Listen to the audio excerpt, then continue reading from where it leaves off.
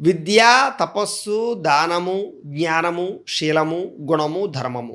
ఇవి లేకపోతే గనక జీవితంలో మన జీవితం ఎలా ఉంటుంది, ఏమవుతుంది అనే విషయాన్ని ఏషాన్న విద్య న తపో న దానం న జ్ఞానం న శీలం న గుణో న ధర్మ తేమర్త్యలోకే భువి భారభూత మనుష్య రూపేణ మృగాంశ్చరంతి. అంటే దీని అర్థం ఏంటి అంటే కనుక ఎవరికి విద్య కానీ, తపస్సు కానీ, దానం కానీ, జ్ఞానము కానీ, శీలము కానీ, గుణము కానీ, ధర్మం కానీ ఇవన్నీ లేవో వీళ్ళందరూ వేస్ట్, భూమికి బరువు అని చెప్పి. చదువు లేదనుకోండి భూమికి వేస్ట్, నీ వల్ల వృధా అన్నాడు విద్యార్థిని. తపస్సు లేదనుకో నీ వల్ల వేస్ట్ అయ్యా భూమికి బరువు అంటున్నాడు. అలాగే దానం లేదనుకో నీ వల్ల వేస్ట్ అంటున్నాడు. అంచేత ఐశ్వర్యవంతుడు దానం చేయాలి. జ్ఞానం లేకపోతే ఇవన్నీ వృధా అంటాడు. చేత ఖచ్చితంగా జ్ఞానాన్ని సంపాదించుకోమంటున్నాడు. శీలం ఉండాలంటున్నాడు. శీలం లేకపోతే జీవితంలో మనిషికి విలువే ఉంది. గుణం కావాలంటున్నాడు.